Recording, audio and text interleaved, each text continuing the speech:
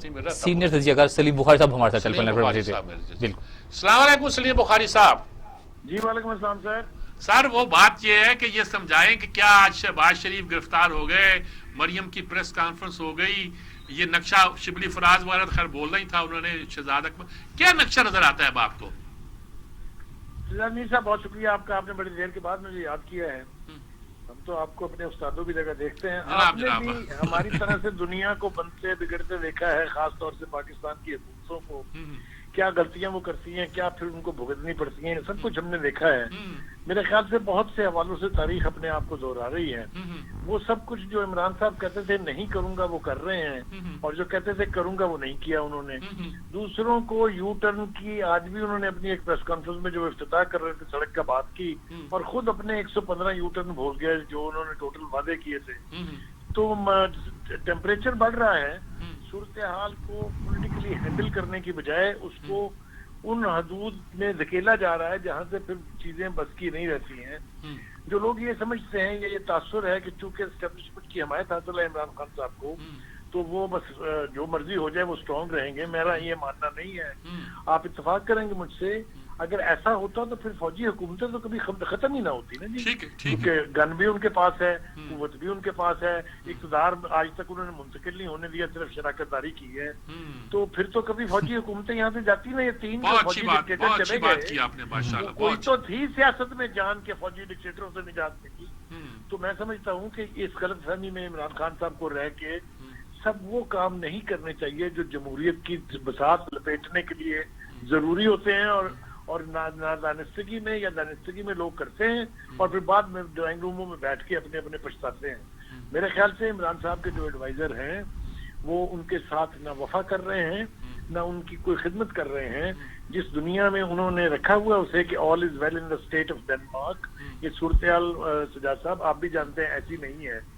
ہر حکومت راج کرتی ہے, وہ چاہے فوجی ڈکٹیٹرز ہوں شروع میں, کہ وہ لوگ یہ سمجھتے ہیں کہ ان کا کام آسان ہو گیا, ان کی زندگی آسان ہو گئی ہے, چیزوں کی قیمتیں ذرا نیچے آ گئی ہیں, ذرا تھوڑا سہولت کاری زیادہ ہو رہی ہے, تو وہ برداشت کر لیتی ہیں.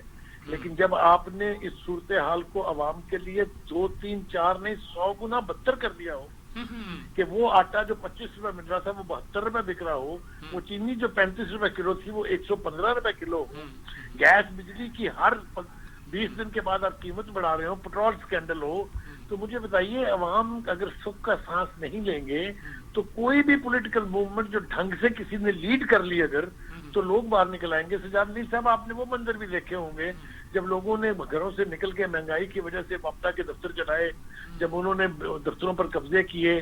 یہ سارا منظرنامہ عمران خان صاحب کو سامنے رکھنا چاہیے. اور لیکن میں آپ کو یہ بات بہت یقین سے کہہ رہا ہوں کہ جب تک ماشاءاللہ مرزا شہزاد اکبر, یہ شہباز گل, فیض الحسن چوہان جیسے لوگ ان کو میسر ہیں, تو انہیں کبھی حقیقت زمینی حقائق کا پتہ نہیں چلے گا, اور جب ان کی آنکھ کھلے گی تو it will be too late. بالکل ٹھیک فرمایا آپ نے. اب آپ کو کیا لگتا ہے, آپ سے مضبوطی ہوگی اس معاملے سے, یا اس میں کچھ لرزش آئے گی, کیا لگتا ہے آپ کو جی؟ دیکھیے, میں پہلے والی جو اے پی سیز تھی, 4 اے پی سیز ہو چکی ہیں پہلے بھی عمران خان صاحب کے اسٹینور میں 2 سال کے میں, تو ان میں جان نہیں تھی, یا اگر وہ شروع ہوئی تو آگے بڑھ نہیں سکی. وہ تھی اے پی سیز بائی چوائس. یہ جو اے پی سی ہے اسے میں دیکھتا ہوں ایز اے کمپلشن اور ایک مجبوری کے طور پہ, کہ کوئی راستہ نہیں چھوڑا عمران خان صاحب نے تمام سیاسی جماعتوں کے لیے جو اپوزیشن میں ہے. تو اب غلطی اگر وہ یہ کریں گے, اس طرح سے انہیں اسپیس دیں گے تو وہ مضبوط ہوں گی. میرا خیال یہ ہے کہ اس مرتبہ 2 بڑی پارٹیوں میں سے کوئی بھی ایک دوسرے کو دھوکہ دگا دینے کے چکر میں نہیں ہے, کیونکہ اگر ایسا ہوتا تو آج شہباز شریف صاحب کی گرفتاری نہیں ہوتی, مولانا فضل الرحمان کو نوٹس نہیں ملتا, اور جو تقریروں کا ٹوٹل کریڈٹ نواز شریف کو دیا جا رہا ہے کہ انہوں نے بڑی ہاسٹائل اینٹی اسٹیبلشمنٹ تقریر کی, میں یہ نہیں مانتا ہوں. وہاں جتنی بھی تقریریں ہوئی وہ ساری ہاسٹائل تھی. وہی بات جو نواز شریف نے کی وہ آصف زرداری نے کی, وہی بات جو آصف زرداری نے کی وہ بلاول زرداری نے کی, وہی بات جو بلاول زرداری نے کی اس سے زیادہ اسٹرانگ بات مولانا فضل الرحمان نے کی. تو اس لیے ٹیمپریچر میں دیکھ رہا ہوں کہ اس دفعہ زیادہ ہے. बहुत शुक्रिया आपका सलीम बुखारी साहब, बहुत शुक्रिया, बहुत डिटेल के साथ डिटेल के साथ आपने वो बातें कह दी जो आमतौर पर लोग कहते हुए कतराते हैं, कहने कतराते। एक शराकतदार का लफ्ज उन्होंने इस्तेमाल किया था, हाँ, जिसमें आपने अप्रिशिएट भी किया था उनके।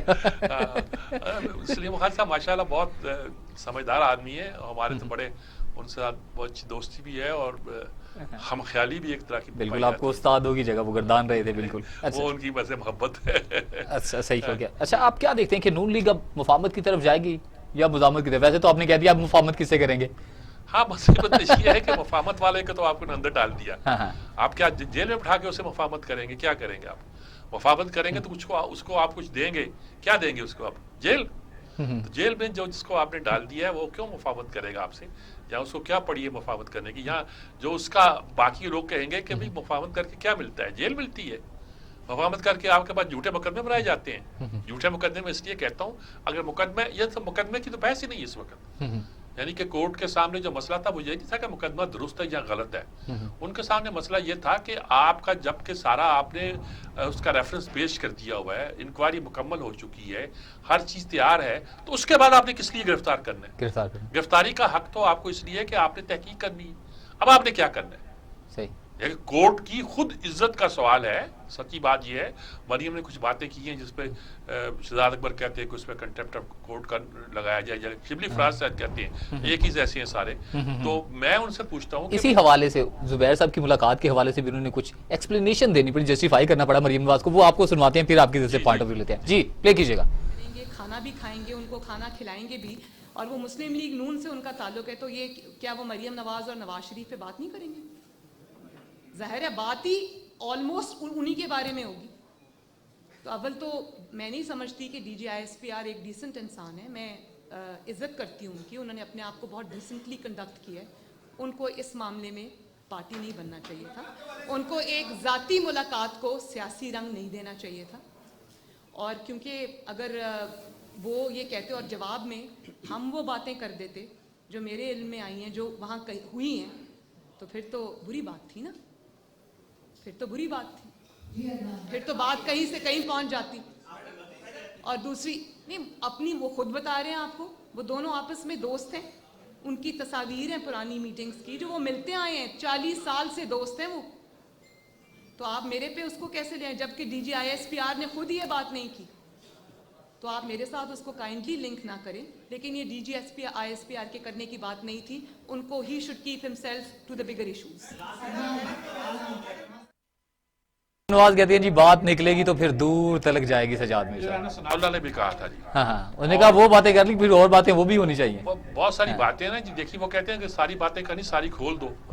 देखिए बात ये है कि जुबैर जो हैं और असद उमर दोनों भाई इस भी बाप के बेटे हैं, उसका नाम जनरल गुलाम उमर था। बिल्कुल, सन 70 की जंग में वो याह्या खान के बिल्कुल करीब तरीन लोगों में थे, नेशनल सिक्योरिटी के वो सेक्रेटरी थे। यानी कि उनका नाम उन लोगों में आता था जो बहुत सी डीलिंग करते थे, मामलात को चलाते थे, करते थे, और मुहिब वतन जो पाकिस्तानी थे वो उनको पसंद भी करते थे। जैसे जनरल शेर अली को कुछ लोग बुरा समझते थे, लेकिन कुछ लोग कहते थे कि ये गोया इस्लाम का निज़ाम लेकर आएंगे। गुलाम उमर की वही पहचान थी।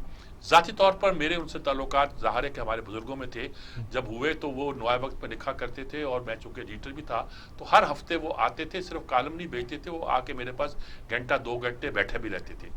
और अगर रेडियो टीवी पे उनके वो प्रोग्राम भी करते थे कभी कभी, तो जब वो करते थे, जब मैं नज़र आता था, वो कहते थे, क्योंकि वो दफ्तर की गाड़ी मंगवाते थे टीवी की या रेडियो की, उन कहते थे वापसी की अब नहीं चाहिए मुझे, मैं इनके साथ जाऊँगा, और मैं उनको घर पर छोड़ता था।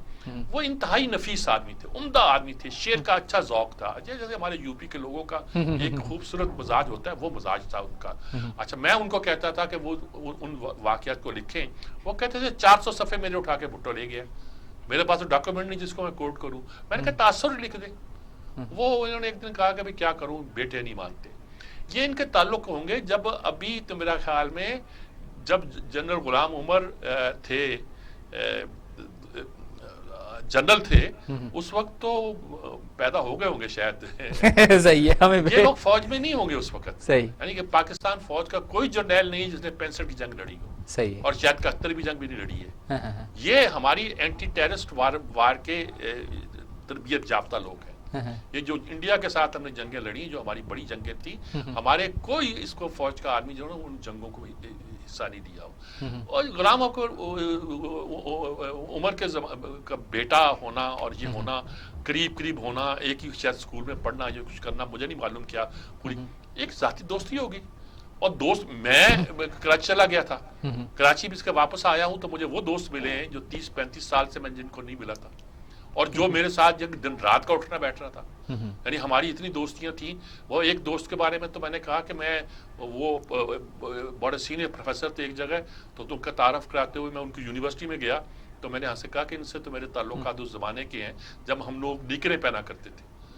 تو لنگوٹی ایسی کہتے ہیں نا, جب ہم چھوٹے اسکولوں میں تو نکریں پہن کے جاتے تھے نا ہم لوگ. تو میں نے کہا ان کا تعلقات میرے اس زمانے جب ہم نکریں پہنا کرتے تھے. اگر ہم 35 سال نہیں ملے, اب میں آپ سے کہہ رہا ہوں, تو اس کا مطلب یہ نہیں ہماری دوستی کم ہو گئی. اب جب ہم ملیں تو ویسے ملتے ہیں جیسے بچپن کی یادیں کرتے ہیں, یہ کرتے ہیں. تو ہو سکتا ہے اچانک کوئی بندہ مجھے اب مل جائے کہ یار وہ تو میں کہوں گا یار آؤ بیٹھو, ملتے ہیں, بات کرتے ہیں. اور 4 گھنٹے 5 گھنٹے آپ نے ان کو ڈنر بھی کھلایا ہے, ذاتی گفتگو کی ہوگی. کوئی اتنا فالتو وقت آپ کے پاس نہیں ہے کہ آپ کسی ایرے گہرے کو پیغام لے کر آئے تو اسے بلا وجہ آپ 5 گھنٹے دے دیں. تو یہاں تو آپ کا بھی انٹرسٹ تھا کہ جو پیغام رساں آیا ہے تو اس کی بات سنو اور بات آگے کرو.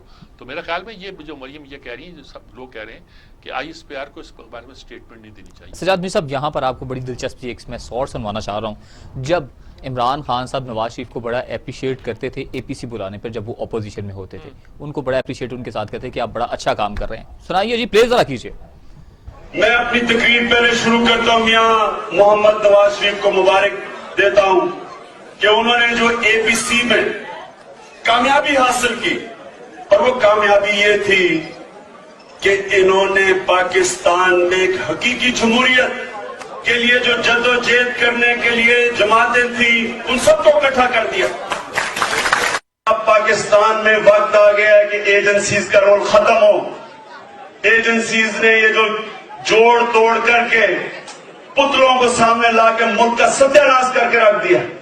ایجنسیز کا ایک کام ہوتا ہے کہ اس کو اوپر لے کے آئیں جس کو کنٹرول کر سکتے ہیں. ان کو کنٹرول سیاستدان چاہیے, ان کو کنٹرول جج چاہیے, ان کو کنٹرول بیوروکریٹ چاہیے, اور یہ ساری الیکشن کو مینیپولیٹ کر کے یہ کنٹرول پتلوں کو سامنے لے کے آتے ہیں. ملک کیسے چل سکتا ہے؟ کوئی ادارہ کیسے چل سکتا ہے؟ اس لیے وقت آ گیا ہے کہ فوج اپنے کانسٹیٹیوشن رول پہ چلے.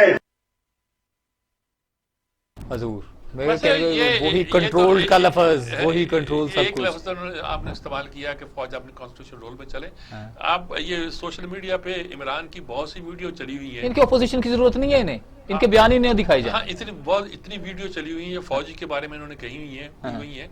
تو اگر یہی بات میں یہی پہ کہتا ہوں کہ اگر انہی باتوں پر یہ آپ طے کریں کہ نواز شریف کے کبھی تعلقات اچھے نہیں ہوں گے فوج کے ساتھ, اگر سوچا جاتا تو عمران کے بھی نہ اچھے ہوتے. صحیح ہے, یہ نہیں ہوا کرتا. یعنی فوج بھی سمجھدار لوگوں پر ہے, ان کی ادارے بھی ایجنسیاں بھی ہیں, وقت کے ساتھ سچویشن کی. بھائی ایسے ہوتا تو وہ انہوں نے بڑی اچھی بات کہی, تو فوج کی حکومت کبھی نہ جاتی.